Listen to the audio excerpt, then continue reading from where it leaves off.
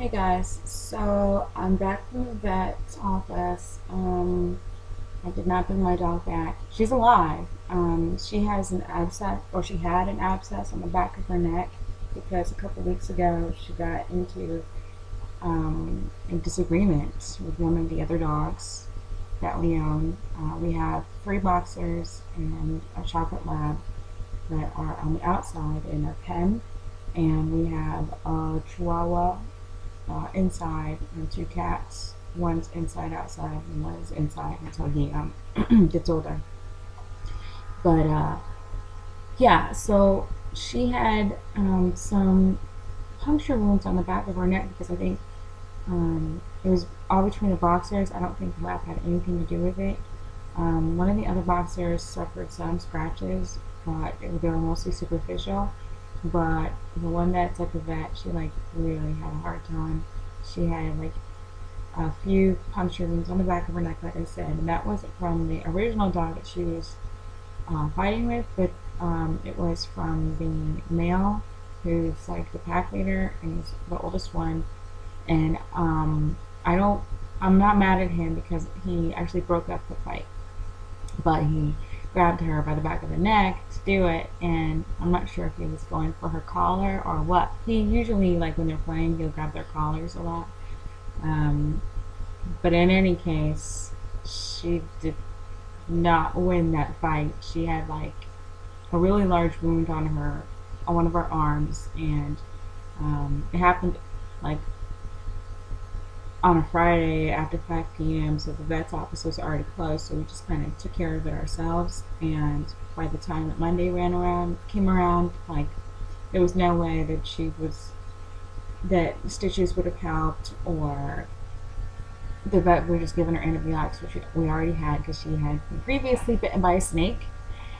And we had pain medicine for dogs because of the snake bite, and also one of our dogs has arthritis, the oldest one. So we had pretty much taken care of it, and I thought we were all in the clear because her main wound that I was concerned about, that was, let's say it was a 1/4 inch deep and 2.5 inches wide along the widest point. It was like 75% healed. But I didn't expect the puncture wounds to be a big deal because it didn't bleed a lot. We had her in and she didn't have any infections, she didn't have any pus, nothing. Sorry, it's kind of gross. Anyways, I think her skin was healing too fast over the wound, and she got some bacteria in it, even though we didn't let her back outside for like a week or two. And like it happened overnight. We had seen her the day before she had the abscess and she looked fine, and then like the next day she had this huge bubble on the back. And so I took her to the vet this morning, and they were like, wow, that's big. But it hadn't, like, it was still intact. It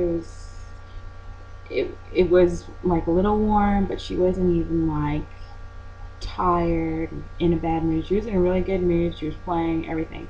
So um, when I went back to pick her up, they're like, she's done, but I don't know if you want to bring her home, because when they lanced it, they had to remove the whole pocket of skin that was covering it, and it was still like, now it was exposed, and they're like, you can't have her outside because it's warm enough where, like insects could get at her and causing another infection, and you have to watch her to make sure that like she keeps it clean. But right now, because you have to keep her inside, you probably don't want to, because like she was clearly uncomfortable. She would shake because it was like, and you have like, okay, if your hair is wet and you have water dripping down your face, you're like constantly pushing it aside. But she was shaking because of the fluid from her wound, and it was like right on top of her, and we had to leave it open.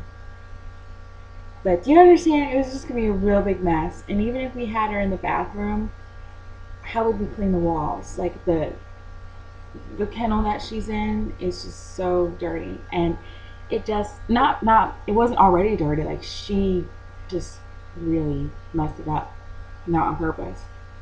So it's a good thing that that's one of our cleaning accounts, because I'm like, well, my husband can come in and clean her pen.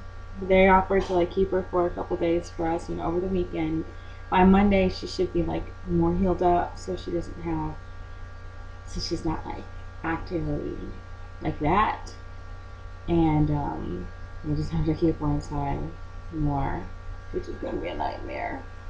But basically, I'm making this video because not a lot of people, not many people have a lot of big dogs, but we live like in a more rural area, and we don't even live inside what you would consider city limits. So for us, it's like it's not a big deal because we've got an acre of land and we don't really use it, and we just like kind of give it to the dogs, and they're in a fenced-in area. But even with all that, 4 large dogs is just too much. We've come to realize they don't get the amount of attention from us that they need. It's not enough for them to like have each other and play, because they don't like bond enough with us, and we always feel really bad because there's just the 2 of us, and we can't give them the type of love and attention that they deserve, because they're really good dogs. So what we're going to do is we're going to keep the 2 oldest ones that we have, our first dog ever and the dog that we purchased after him, and the only one that we purchased actually. And of course we're keeping the little Chihuahua because she stays inside and she doesn't make any financial or physical dent, and she's actually never really been injured, and she's pregnant now too. And the cats, they're like very low maintenance. The biggest thing is like the 2 younger dogs. We're finding homes for them. One of them, the chocolate lab, she's going to a home pretty sure, but like has been looking for a chocolate lab. And they seem to be good people from what I've heard, and I'm sure we're gonna meet them. My mother-in-law knows them, and she would never recommend anyone who she didn't think would, treat them well. So I'm excited about that. And that chocolate lab that we have is like just barely a year anyway, so it's not a big deal. And then the boxer, the baby boxer, the youngest one, we're just gonna like put her in an adoption agency. I feel much better doing that than even like going on to petfinder.com online, or I definitely don't think I would put out flyers, because you'd have all sorts of people where I live. Just like I couldn't guarantee that she would have like a better circumstance. But if like someone is going through an adoption agency to get a pet, I feel more confident that they have the right circumstances, and that the adoption agency is also going to fit the pet and the family as a good match for each other. Because I know that this boxer, she does not need to be outside. She doesn't need contact with any other animals, whether they're pets or wild animals at all, because she doesn't know how to stay safe around any other animals or defend herself. And she has a really sweet personality, but she's not very smart. That's part of the problem. So that's just an update. I mean, I would say maybe like 2% of people that haven't realized this would need this sort of information already, but it's a decision that we've been like kind of thinking of for a while now, and this is just kind of like the final nail in the coffin. Nobody's dying, but it's like this kind of pretty much seals it for us, and I'm confident that they're gonna be happy ultimately, and that's what I want for them. So also, well, no, also there was something else. One of my friends, one of his pets, like his neighbor killed it, but it's just I really respect all life, even animal life, and I just think every being should have a good quality of life. So that's it. Feel a little better talking about it, but not really. I'm gonna miss him. Bye.